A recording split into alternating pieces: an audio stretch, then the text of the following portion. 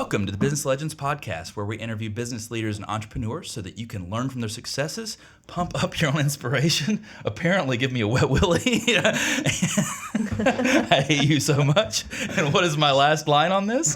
And meet the people that make change happen. I'm keeping it. I'm keeping that one. I'm the host of the show, Reese Arlen, and for those of you that listen to Business Legends, you know that today that we're recording is the day after Mardi Gras, which means that I am hungover. So I am currently on the struggle bus and accompanied by a decent co-host that likes to mess with me when we introduce ourselves. Christian, say hello and keep your hands to yourself, please. Yes, so our guest today knows more about me than any other guest we've ever had. That is. She's my doctor. Yep. So we brought on Christian's doctor. So without getting, without questioning your medical license, I'm definitely hoping you can reveal some very embarrassing details about Christian. Oh, no. We got HIPAA regulations in here. Hardcore.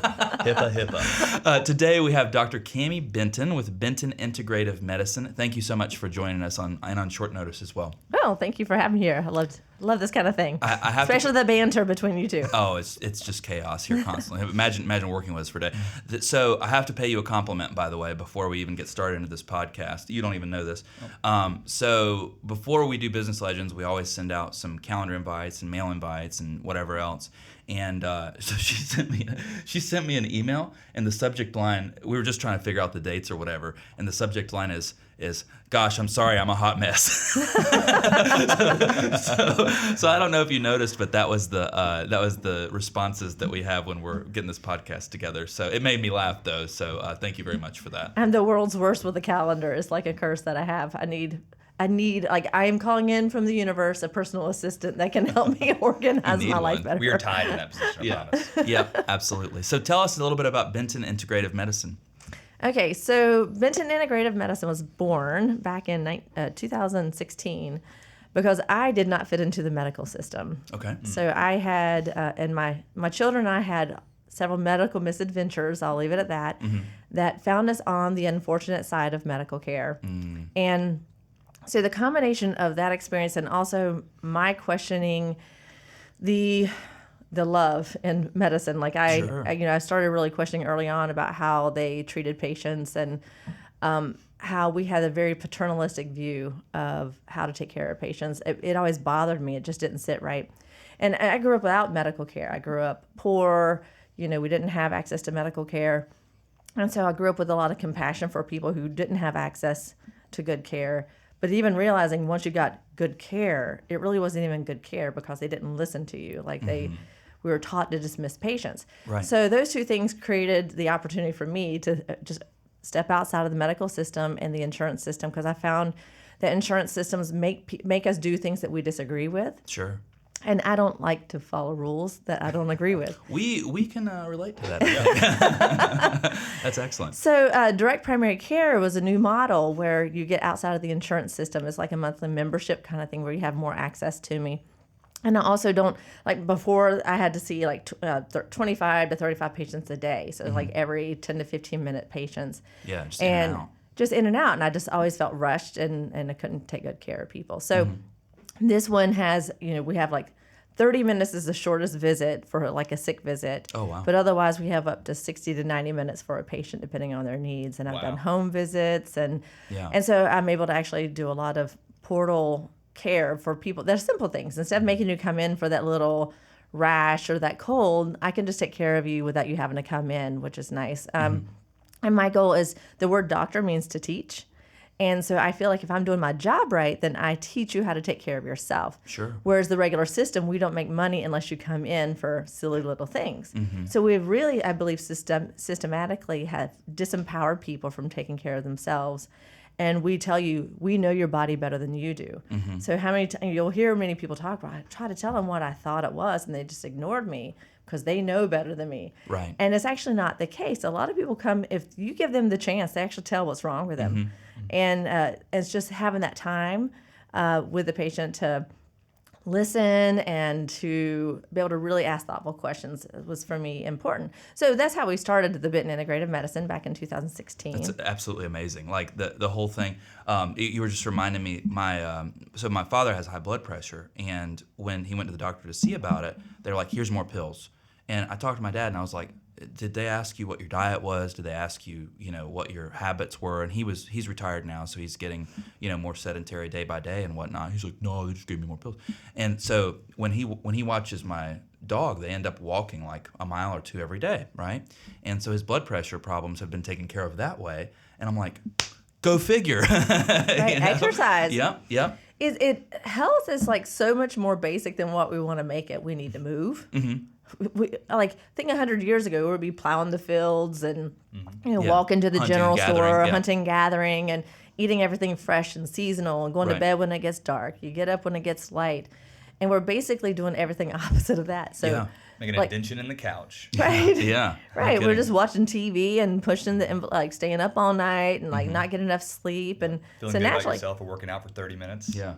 Right. Yeah. And so it's really simple, eating from the rainbow and fresh meat, pasture-raised meat. What does that mean, eating from the rainbow, as in like fruits and vegetables? Mm-hmm. Okay, I've never heard that expression. Yeah, have you heard that before? No, that's a cool one. Yeah, that's cool. I'm sorry. I was Eat like, from what the does that rainbow. mean? Yeah. They even sell really little cool. charts. They even sell little charts on Amazon that you can get for your children to like mark off, okay, I had something purple, I had something red. So I'm curious, when did you learn that phrase? That is really cool. That's like the most mind-boggling things I'm sitting here thinking I was thinking about. maybe did you have cool. a kid you were treating and you found a way to eating make them like rainbow. fruits and vegetables, or how'd you get to that? I simply have just, starting early on, I'd started studying like nutrition, trying to heal, because I felt like I was like just doling out pills. Like, here's your pill, here's this pill to manage that side effect, and here's this pill to manage that side effect. So then that's what stimulated me to, or inspired me to study herbals and nutrition. Mm-hmm. And it just makes sense. We need a full spectrum of antioxidants and vitamins, and we eat the same thing every day. If you really look at everyone's like diets, we're like Tuesday spaghetti night, Wednesdays, whatever. Pizza whatever, night, whatever. And we're not getting the variety that we need, and we're wondering why we're so unhealthy. Mm-hmm. We might be living longer, but we have a lot of chronic disease. Yeah. That absolutely. we're managing. The other thing I tell people, if you can't pluck it out of the earth, off a tree, kill it or milk it, don't eat or drink it. Yeah. So it's basically, or if it That's comes, like Whole30 in a fun packed nutshell there. right. Yeah. Or if it comes in a plastic bag or a box and God didn't make it, don't eat or drink it. Right. Because if it has a list of ingredients, you probably should not be eating it. Yeah. Or just keep it on occasion. I'm not a purist. I mean, I eat junk occasionally too, but like in general, you want to be able to like eat real food. So I have to ask. So and we can totally skirt past this question if you want, but I have very strong opinions on this. How do you feel about the way that the government handled COVID and all of that stuff? Do we want to skirt that? How long Yeah. does cameras last? I know. About 30 minutes. Yeah. I don't know if. Did you happen to know I've been an activist in that? No, I didn't. I swear I didn't know any of that. I've been I probably should have warned them. Yeah. I did not know that, but yeah. Yeah, He's that's hyper-researched on this. Yeah. So I sort of fell down the rabbit holes of medicine back in 2012, like with the flu vaccine, which also does not have any good data behind it, and the mandates and the whole even mask thing at that time. Like, there's decades of data showing that even the masks do not work during pandemics. It just doesn't. That was one of my things. Like, and the they masks drove me switched. nuts. But even Fauci, he was like, masks don't work. Masks don't work. Then suddenly it does, and it's magic. You're like, what just happened? I could honestly speak for hours on COVID stuff because it's where science really showed its ugly head of how corrupt it was. Absolutely. The I agree with you corruption of 100%. it. I'll just leave it at this because I definitely want to talk more about Benton Integrative. I have such trouble saying that, by the Benton Integrative Medicine. But the thing that drove me nuts about all the COVID was the worst piece of it for me. And one thing about Christian and I is that we have a fitness background. We were personal trainers about 30 pounds apiece ago. And, the fact that they shut down all of the gyms and stuff, that's where, to your point of science rearing its ugly head, I was infuriated by it. And I mean, I was speaking as loud as I could from every rooftop that this is wrong. I thought that the mask wearing and the mandates were wrong. Christian and I were neither one of us, we carried masks nowhere that we went, and we hated it the whole time. But I just hated the whole thing. They shut down gyms, they shut down playgrounds. They said don't go outside, but they kept open strip clubs and ABC stores. Right. And when they're hang on, that's okay. No, I'm just kidding. Yeah. Well, honestly, in all fairness, the ABC store, like if you were to truly close the liquor for people, honestly, people can die from if they're alcoholics. So that could, I get that, but to that extent. Right. There is a medical reason behind it, but the strip clubs, Yeah. I'm not so sure. I don't think anybody's dying from But- not going. But I will make my thesis off air. But even them closing all the small businesses, this is when people should have started questioning things. Like they closed small businesses, but they put everyone into Walmart. Not just the 3 entrances to Walmart, but they closed all their extra entrances and put you through one door at Walmart. Right. And Lowe's, so all the big companies got to get richer, and the small businesses were put out. I have a lot of entrepreneurs in my family, and they couldn't work. Yeah. And the government did not pay for them to stay out. No. My brother has a party business, and he was closed for over a year because he was the least essential for parties and weddings and things like that. Yeah. He got nothing from the government. Yeah, we lost 6 months and had to pay for all of our employees' salaries and got $17,000. Yeah. And one of the things, it was, and that doesn't even. They didn't pay for the paper. It doesn't even cover payroll for us for half a month. But for us at that time, about 40% of our business was fitness centers, so we lost a huge chunk of our business overnight. So that actually wasn't the reason that I hated their handling of it so much. It was more Definitely flavored it. It definitely added some sugar and spice and nothing nice to it. But it was just insane. But let's talk about that another time. I want to talk about Benton Integrative Medicine. So you have 2 practices, correct? And then you have a hospital coming soon. Is that correct? Did I get that right? Or? That is our goal. Okay. So the story behind that. So again, I kind of came into COVID with I already knew about Event 201 and all the other malfeasance going on early on, and so we were treating COVID patients pretty early on in spite of the threats. There were threats against anyone prescribing early treatment for COVID. So the standard of care was this again, where something's not right. Sure. We were not allowed to do anything that was like natural, vitamin D. There were peptide therapies that were helpful, NAC. All of a sudden, the government was going after those. Ivermectin and hydroxychloroquine have been around for so long, safer than Tylenol, quite frankly. And they demonized it. And what we realized, they had to demonize anything that could treat COVID, because then they could not support an emergency use authorization for the vaccine or even the oral treatments that all have turned out to be failures. Right. And in spite of, and if you're out there thinking, oh no, it's successful, no, you have to look at the original Pfizer data. The original Pfizer data showed a 23% increase in all-cause mortality in their original data. They had 1,200 deaths reported in the first 90 days. Didn't they request to hide their data for like 50 75 years. Yeah. You don't hide good data. Right. And the FDA supported that, which shows is regulatory capture, the fact that the regulating bodies are actually in on hiding the data. Right. And it was a federal judge that actually forced them to release the data. So when you look at original data, it should have never been passed. So then they had to demonize doctors for treating COVID patients. We were terrible.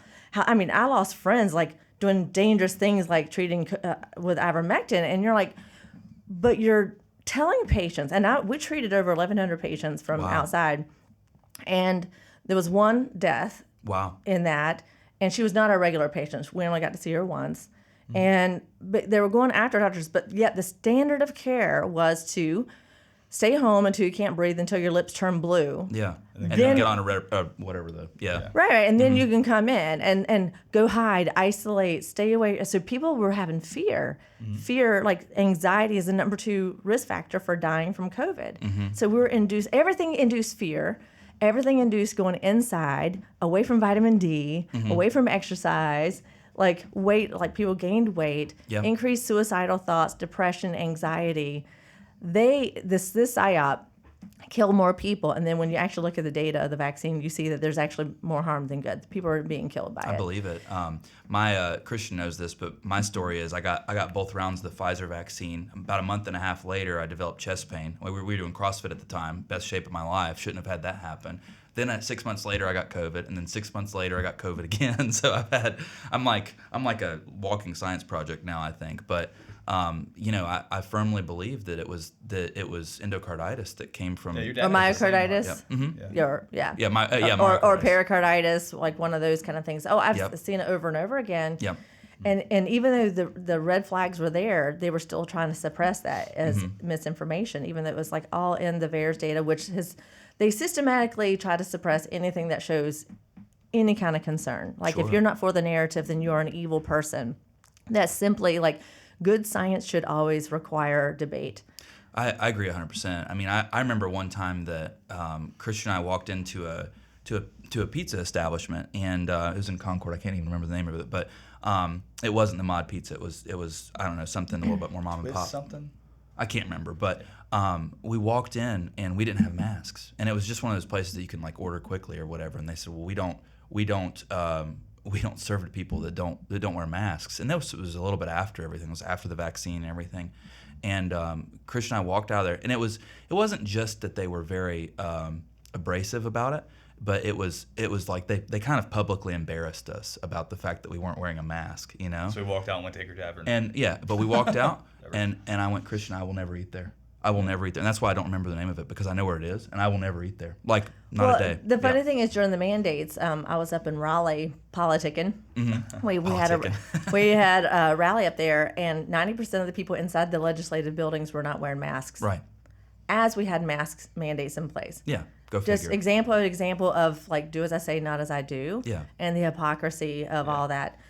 And I was actively able to see that. And you're like, and then afterwards I went into like a restaurant in Birkdale, and we can't serve you unless you have a mask on. Mm-hmm. And you're like, but even our legislators are not wearing the masks. Right. Like, it's bizarre. And then you have still billboards up here in Charlotte with the local hospital showing the safest care in the region. It shows a nurse wearing a cloth mask holding a baby. And you're like, it's so anti-scientific. Right. Because germs just don't go through the mask. The cloth mask has simply no data. Right. Why is she not with the N95, N95, yep. properly fitted N95 mask? If they want to claim that, she needs to be wearing a different mask. But she's wearing a cloth mask, which just shows the hypocrisy of all. It's a slap to the Anybody face who of science. skis and snowboards know that all that cloth masks become is a snotty Snot wet rag. mask. Snot Right. rag. Yeah.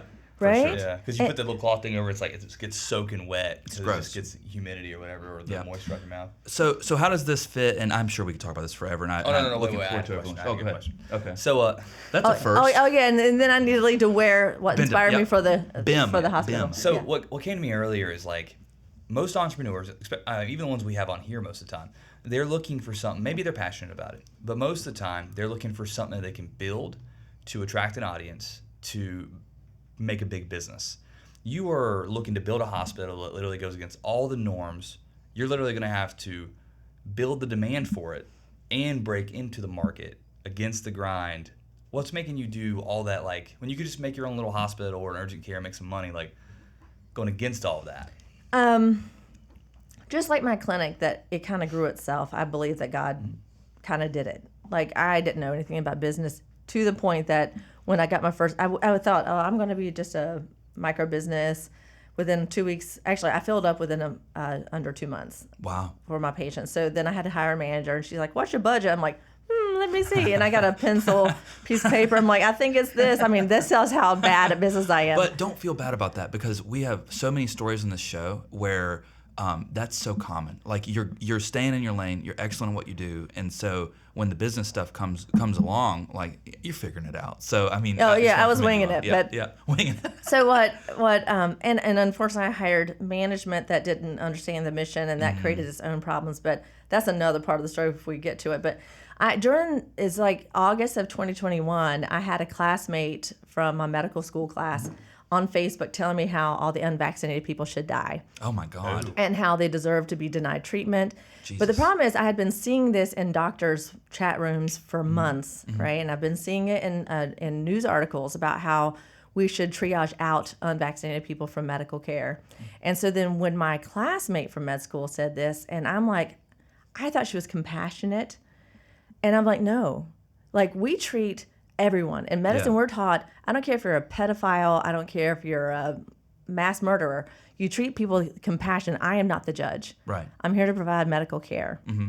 And that's not what happened during the pandemic. At all. I had patients, like, over and over again tell me the harassment they received, rejection, they couldn't get medical care just because they didn't choose to take an experimental vaccine that now has been proven to be more harmful than good, especially in younger people. Right. So when she said that, I looked over at my fiance. I'm like, I don't even know what to say to this. My heart's broken. And I mean, I really got teary eyed. And he said, Kyle says, we can't let her lower our vibration. We must do something good out of this. And that's like, let's open up our own hospital. Wow. And do you think that was like a pinnacle moment? Like that exact second was yes. That's where it because clicked? I had already bought property a couple years before for thinking about a wellness center, and I just didn't feel the energy moving from it. But that day I was like, this is what I'm here for. Like I've been a warrior my whole life of trying for social justice and everything like that. And this has become for medical freedom has been my thing, because my children had pretty significant vaccine reactions, and then they were denied care. Wow. And so I had to create the space for them that was safe. And then that created all these other spaces for families that could come. It's like a refugee clinic, essentially. Wow. And so that's my incredible. primary care practice. So then I was like, now we need to open up a place that people can not be denied care. Yeah. I mean, because during the pandemic, people were left to die alone. Babies were taken from their mothers, like at birth, and I mean, harassment, like calls to CPS, like really horrible things. Like this is a dark stain on our history in medicine.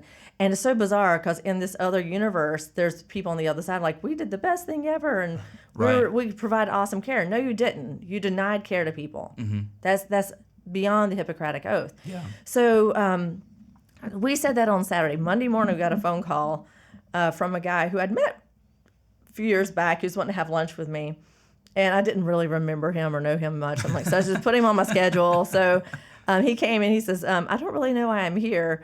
Here's my labs and they're fine. I just want to talk to you about COVID. And I said to him, I was like, well, I think it's time we open up our own hospital, and have like innovative ways of treating them and bringing in more, like, in addition to regular medicine, IV antibiotics, intubation if you need, surgeons, but like have like IV vitamin therapies, have sound frequency healing, have if people want their priest or their shaman, I don't care, like having all these different modalities and truly like acupuncture, chiropractic care, and in a way that we can actually support health, right? Sure. I was like, let's do that. Anyway, and he's like, oh my gosh, I'm an architect and all I do is build hospitals across the country. Wow. So literally he called, we said on Saturday, and he called Monday morning without knowing. Wow. Like this is where it just worked out that there's way. divine things. And I could go on. There's so many stories like that show like intentional, like divine, like presence. Intervention or presence. Presence. Yeah. I literally even once said, I want to open up a birthing center. I got a phone call from an OBGYN from Florida 4 days later. Wow.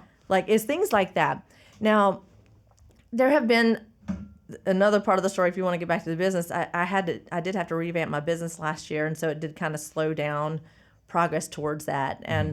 But now we're going to be doing phase 1. It's going to be an urgent care, integrative urgent care, where we still like if you got a broken bone, we're still going to cast you. We're still going to send you to the orthopedist, but we have homeopathy, we have herbals that can help speed healing. We have PEMF, which is a tool that can help speed bone healing. Or if you've got a kid with a ear infection, we have the chiropractor right there. And in medicine, we're trained, that's quackery. Chiropractors can't have that. That's not true. Yeah. Chiropractors are amazing for ear infections. So you're telling me we're not going to sit in the waiting room for 45 minutes to walk back for 15 minutes and they say like, sir, I'm here for a broken leg. Yeah. Right. Yeah. We want to provide. All right, take your pants off. We want to be able to extend the whole, because we do holistic medicine in my practice. We want to be able to extend this to acute care. So if you got pneumonia, if you got like all the things that would put you in the hospital, what can we do to keep you out of the hospital and provide truly an integrative process, whether it be antibiotics. I'm not against medicines, but it's incorporating the best of all the integrative worlds. And so we have the acupuncture, chiropractor, biohacking lab that has hyperbaric chambers, so for people with brain injury. We have scuba diving. we have so much data about hyperbaric oxygen therapy for people with strokes and concussions, and yet they don't do it because there's not enough money in it. Insurance doesn't cover it. So they just are, I don't care about your brain. Go on, because we're not going to make enough money off of you. So we have to be able to offer this to people. For sure. Do you have an opinion, medical or otherwise, for lately? I've seen a lot of it's not necessarily cryotherapy, but people doing like cold plunges and stuff like that. Have you seen this? Or what? Do you have an opinion on this? Or? Oh, it seems to be, the data seems to support helping the mitochondria. The mitochondria is like the powerhouse of your cell, right? And that's what helps. It helps to regenerate growth hormone, and so it seems to be anti-aging. There's something to it. I can't quite get myself into the cold plunges. You could not pay me enough money. I've been in a place like when I was in Costa Rica at one of those ayahuascas. They have like a a hot tub and then the ice plunge right next to it. And it was a painful, like, No 15 to 20 minutes of me trying to get in there, and then I finally could push through it. But like on a regular basis, I know some people just do that for fun. Daily. Yeah. My Daily. neighbor loves cryotherapy. He goes like once a week to it puts him in like negative 200 degrees or whatever. Yeah, he wears the gloves For 2 minutes. and they do the liquid nitrogen thing. And I'm like, I've been looking into it because I'm like, that just sounds so creepy. You could not pay me enough money. Like I'm dead I'm serious. cold Like, natured too. It's like it is not for no.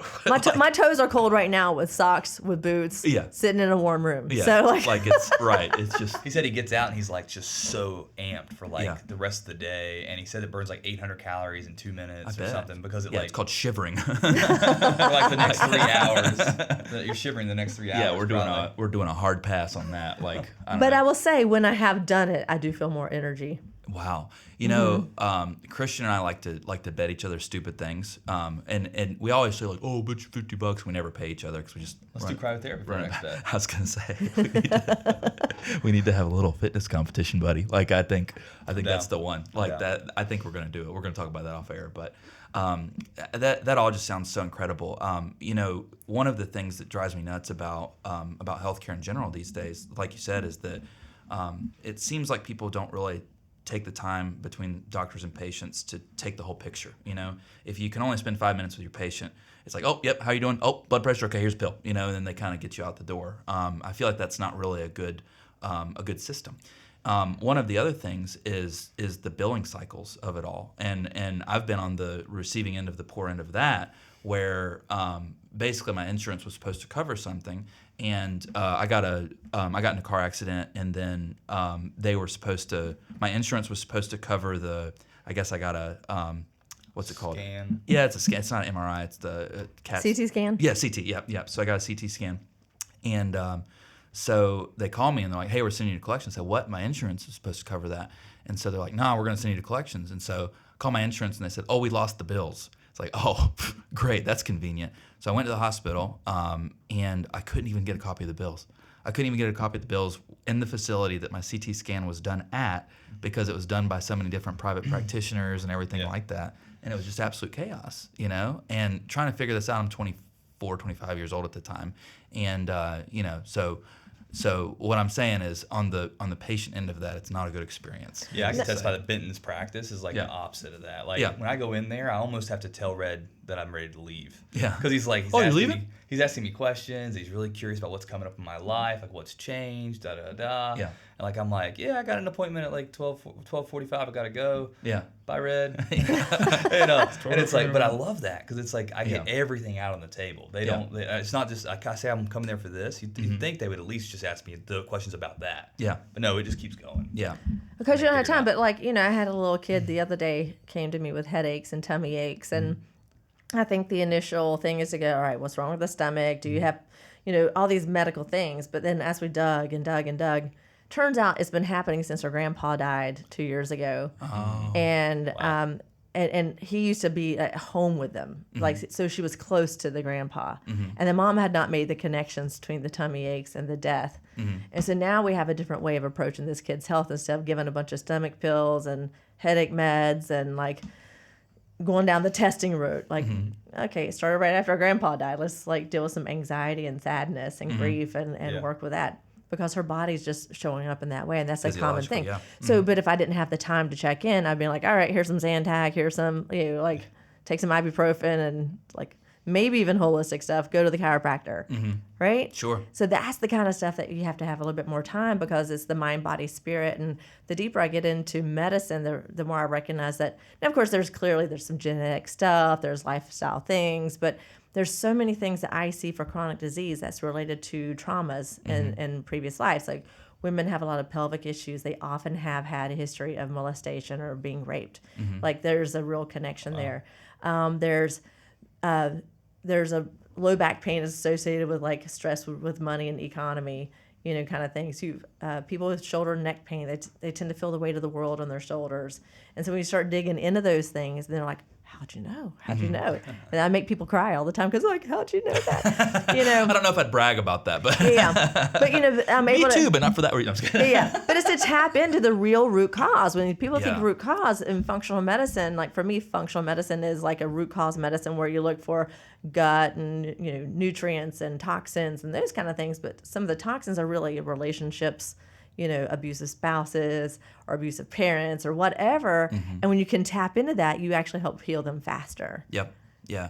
It's incredible, and I think not enough people know about the physiological response to lifestyle. You know, so it's like one of the examples I have. I went through a bad relationship, bad breakup, and at the time I was working out harder. I was eating better than I ever had.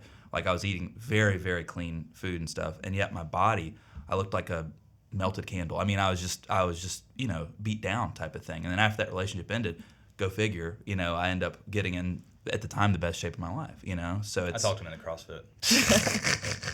Well, even I had. That's what it was. Even I had thyroid antibodies since my early 20s.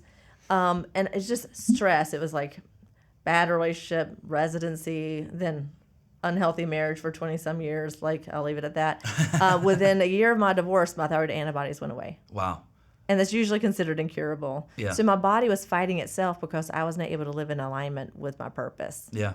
And once I got rid of those things, suddenly my body's not attacking itself anymore. Yeah. So there are some real spiritual aspects to, like, if you're in your flow state or not, or if you're having to work in a place, like I felt like when I was in the corporate medical system, I felt a slave to that system. And every 3 months we have to hear from the non-medical people, you didn't give enough flu shots. Right. You didn't do this. You didn't, you know, have you're to like, make insurance or because whatever. actually the flu shots don't really have good data behind it. Right. Like I'm not going to, but they would, well, we're going to start withholding your money. We're going to give you bad grades online. You know, if you don't like, Yeah. it's like constant threats. We're going to hold your bonus. Yeah. You know, so when you're living, and some people are not as fiery as I am, but it took a while at first. I'm like, what is this happening? Like, Yeah. Went to medical school. Why are you being told to do Yeah. something based like on bonuses? my manager didn't even, she had a high school degree and Yeah. she's telling me exactly what to like do medically. And I'm like, no, that's not how this works. Like Right. we are in the day and age where we should be able to have good personalized medicine. Yeah. And like agree your 100%. body is different than yours, is different than mine. Some people do better vegetarian. Some people can do carnivore Shoot, diets. if Some COVID didn't teach everybody that, I don't Yeah. know what will. I mean, It everybody should. had different reactions. Everybody Yeah. had different reactions to the vaccines and to COVID. Yeah. Right, Yeah. right. But the problem is there's like different universes that we're living in right now. Because there's Right. the people who, like, there could be someone having another conversation in another town. All those people questioning COVID. The masks were the best thing ever. Right. And you're like, but they're having this equal and opposite conversations. So they're still, but those people I think just watch mainstream TV, which is Sure. a constant commercial. I think that Like is licking the TV screen. right. As like, and then once you realize that 70% of media revenue is from pharma, you're watching a constant TV commercial and you don't even recognize it because it's written in not just commercials, but the timeline, like the storylines on the news, storylines on TV shows that they're actually paying for. So that's something crazy that I've only learned recently since we've owned a business for a while now. Is I'm starting to see the pattern of acquisitions, of large acquisitions. And when you dial it all the way up to who owns everything, there's only like 11 big players. Yeah. Right, like BlackRock, And Vanguard. that's like, if Yeah. you're talking a million businesses, Yeah. 11 really big Pfizer. players. Because they own everything. the Yep. media is down to like, I think 4 Yeah. Like- it's like Fox, CNN, NBC, yeah, and trillionaires. And so then it's no surprise when you find out the scripts are all the same, regardless really of like which station Yeah. you're watching. This all Right. the same script. You A know, great, there's- a great example of this big acquisition stuff is what's Orbitz? Is that where you go to find a great deal on a hotel? yeah, Yeah, and it's one of the travel. places. So Yeah. 95% of those are owned by the same company. Yeah. So like So Expedia, when you think you're getting a great deal on Expedia and you Priceline, switch to yeah. Velocity, it's the same company. Right. And then Yeah. Orbit, same company. Yeah. Like it's just all It's the same. outrageous. Well, and you're seeing even a lot of the sort of the organic products, like food products, are being owned now by Coca-Cola and Yep. like your Nestle or whatever. And you're like, and when you know like Nestle has like these horrible, practices of using child Sure. labor and stuff Yeah. like that in their products, then you're like, I don't want them. Like, I believe in the energy and the intention of everything, Sure. and I don't trust their intentions behind it. And you're like, okay, when do I need to stop trusting this product as what it was before? That was built with love. A lot of those things were built with love and Yeah. good intentions, and then they Like sell out. Oreos. Oreos were built with love. I mean, there's a good company I intentions. don't agree with, Disney. Yeah. And they own everything. They own Like, everything. you can't even escape them. Like So- I have a daughter, a 4-month daughter. She's already starting to watch things that Disney owns. Yeah. Right. So before we get canceled, Disney can't cancel us.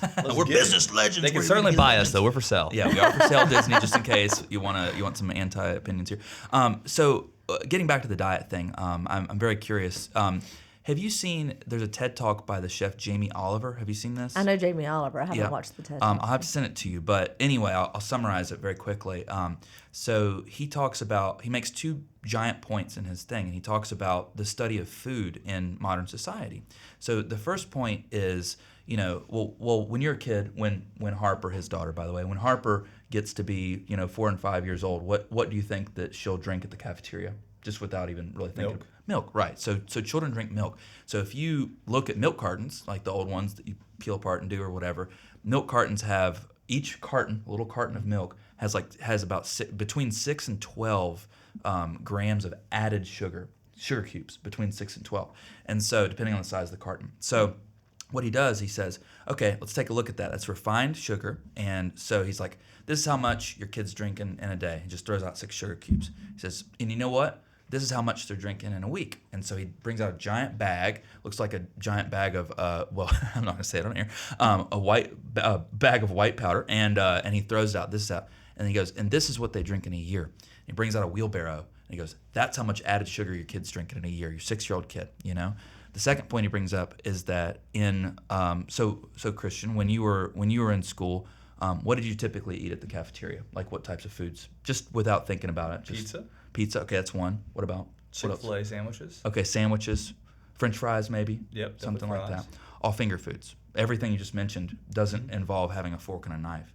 He says, so if our children don't have a fork and a knife, how could they possibly eat something healthy? How can you eat green beans with your hands? Is what he says. Like you said, eating from the rainbow. So that's something that's been on my heart for a long time since I saw that. Is just thinking about how to educate people about food, how to teach them what to eat, how to eat, and how to get there with that stuff. I think one simple thing is don't order off the children's menu. Yeah. Like I recognize that when I had toddlers, and I'm like, God, the kids' menu is just junk food, and here I have this delicious food. So we're like, I just ordered something off the adult meal and split it between them, and that way they could have salmon or they'd have like vegetables, and they didn't know what the children's menu was until they were older, and they're like, wait a second. Yeah. And then occasionally I would indulge the mother, like, no, you're not kids. You order real food here. Like we were at the French restaurant for Mother's Day, and they had like hot dogs and hamburgers for the kids for Mother's Day menu at the French restaurant. And you're like, no, well, my kids ordered salmon when they were like 3, like 6 and 7, and they're like, oh, that's impressive. And they ordered a second plate of it because I had raised them to eat real food. Right. But the problem is that we're indulging kids, and they get stuck on like, I think there's crack in those things. Like, there's like that's why the kids just want chicken nuggets and fries. There's something in it that they become addicted, and that's all they will eat. Yeah. I've been hearing that more and more often. Like I really have people like my kid won't eat anything else. Like I have to microwave them pizza. Yep. And they won't eat my food. And well, once my kids were 3.5, and I could have a conversation with them, and I knew they understood. I'm like, this is your dinner. Yeah. And if you don't eat it, that's okay. I'm not going to force you to eat it. But when you're hungry again in another hour or so, I'll pull the same plate out of the microwave, which we don't have a microwave now, but we'll pull it out of the microwave. We'll reheat it for you. And once they did that once or twice, they're like, okay, I'm going to eat it when it's fresh because you're not getting anything else. That's what my wife said too. She said we're just going to put it away when they're hungry. We're going to bring it back out. Yeah. Yep. And then they learn, I could eat it fresh, or I could get to eat it cold. Yeah. And they learn quickly. My kids eat like Asian food, Latin American food, like Chinese, like sushi. They eat whatever, and they'll eat seafood, like because I'm like, I'm not playing that game, Right? Because otherwise, you see the impact is there's something addictive in it. For sure. It is engineering of our food to create this addiction for kids. Right, I got a question for us to come to a conclusion on this. All right. 10 to 15 years from now, maybe 5 if you can't think that far in advance because you haven't really brainstormed that far out. Where do you see yourself? Like, are you conquering the medical world? Are you saving small kids from cancer? What's your passion? Like, you 10 years from now. I want to be able to create a safe place for me and my family to be able to go get acute care if we need. So that's definitely the urgent care. That'll be done in 1 year. Yeah, and the next year or two, hopefully we'll have that up, and then hopefully the next phase will be then the inpatient phase. Once we're going to have to jump through some major legal hoops, obviously. So that's the creative thing. And in that, just as an aside, we're trying to explore creative ways of paying for it without having to use insurance. We can't do Medicare or Medicaid because they're the ones who make egregious rules that I don't want to abide by. Right. So like using cryptocurrencies, there's health shares like MetaShares of how we could do that, but we'll have a nonprofit versus and also the for-profit arm of it. So we make sure there's not just a place accessible just to the elite. I want everyone to be able to have exposure for that, access to that. So we're trying to create we're trying to make creative financial solutions to helping people afford that, but also because it's not a corporation, you get rid of a lot of the overhead of all the corporate people running the show. So we get rid of that, then we can actually put the savings to people, so then people can just afford medical care. That's part of it. Another part of me is that I'm starting the study of psychedelics. Nice. Oh, wow. Through the multidisciplinary, it's called MAPS. It's a multidisciplinary approach to psychedelic studies, and where they're studying like ketamine, MDMA, psilocybin. It's not, some of those things are legal in the States, some are legal in other states, so it's all shifting and quickly changing, because if there's a really good book and also Netflix documentary, it's called How to Change Your Mind by Michael Pollan, and he goes into the whole like data about all these different psychedelics and how we've had amazing data since the 1950s and how it became stigmatized, which makes sense if you're on this side of the COVID pandemic, you understand the nonsense that just happened in the last 3 years that just caused more harm than good. Please wash it off. Right. So then you understand, okay, I understand now why pharma would create stigma associated with the natural plant medicine that God created, because one-time doses can actually cure PTSD. Yeah. I've seen that with like LSD and psilocybin. I've seen that. Yep. So, and LSD is like literally right now ranked up there with heroin and crack cocaine. But I want to listen to the listeners out there. I want you to consider, like, you don't have people breaking into cars and destroying families over mushrooms or LSD. Yeah. You have it with marijuana or anything like that. It is related to heroin, crack, cocaine, methamphetamine. Those are destructive medicines that actually cause deterioration. People Which age. are prescribed. Well, there's even opioids that are prescribed, and they create their own issues of testosterone deficiency, erectile dysfunction, fatigue, depression, just flatness, lack of enjoyment of life, right? So you have all these illegal drugs, then you have legal drugs that we are destroying the health of people and creating addictions. But then you have like psilocybin, LSD, ayahuasca that can cure addictions. So it's the opposite. So they've lumped in these really beautiful medicines, plant medicines, in with drugs that are destructive. So people who actually do like regular psilocybin, and just so you know, I managed to go through college without doing any of this stuff. So this is all new, like scientific discovery for me. That's quite a bit of an accomplishment in itself, I believe. Like I never honestly even touched pot until like 2 years ago. Wow. Like, I'm 49 years old. Wow. So like both of those things are surprising. I didn't drink. I still don't really like, actually pot doesn't work for me anyway. It makes me feel slow and stupid. Yeah. So I tried it like once or twice in the last year. It's like, like I'm not impressed. But the psilocybin actually and LSD can actually help create new neurons in your brain, so like new nerve pathways. So it's healing. So people who do regular psychedelics, not every day. I'm not talking about every day. You don't go get high every day. But they actually age better. Yeah. Like they have lower blood pressure issues. It's actually healing. And so the purpose of psychedelics is that over time, you need less and less and less and less. Whereas those other ones, you need more and more and more. And that tells you right there, like you can, there's ceiling. So if you're to do, let's see, mushrooms, like I say, I'm going to do mushrooms every day. Like the third or fourth day is just not going to do much for you. Right. It's like, and no matter how high you go, it's not going to do it. So that's where there's like, in real plant medicine, there's like a ceiling that God says, nope, you're just doing it for healing. Right. And you don't need any more right now, and it's just not going to work. And that's what the difference is there. Like, and as long as you're not doing stupid things like doing it in driving and things like that, I do believe in the idea of set and setting and using it with intention personally. But it's been, I think if we can actually, I'm looking forward to psilocybin being legal. So that's why I'm getting the training to sit with them ahead of time. That if we can help people truly with anxiety, depression, PTSD, end-of-life care, like I'm interested in being a death doula, so helping people who are really terrified of dying, if we could do 1 or 2 doses of those, like the psilocybin or LSD, then they can actually, they call it the God particle, really, being able to be connected to God, and then that way people are like, oh, okay, I'm okay. Like, even Christians that are like, I know I'm going to go to heaven, but yet they're still terrified of dying. Once you get connected to that realm, like I believe these medicines were brought to us to connect us to God and to our spiritual selves and getting to know who we really are. And then you unpeel onion layers of conditioning, things that we're conditioned to be versus what we're really meant to be. And then you get into a place where you're like, no, okay. So like business ideas come to me. Like when I've done the ayahuasca in like Costa Rica and Mexico, like I get these crazy awesome business ideas. And you're like, oh, this is really cool. And it feels like it's divine. And so we were talking earlier about like even Silicon Valley and places like that, they encourage use of microdosing, or they don't want you like tripping your balls off or anything like that, you know.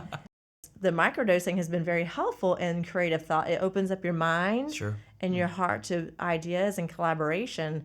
And so they've actually encouraged that in their offices.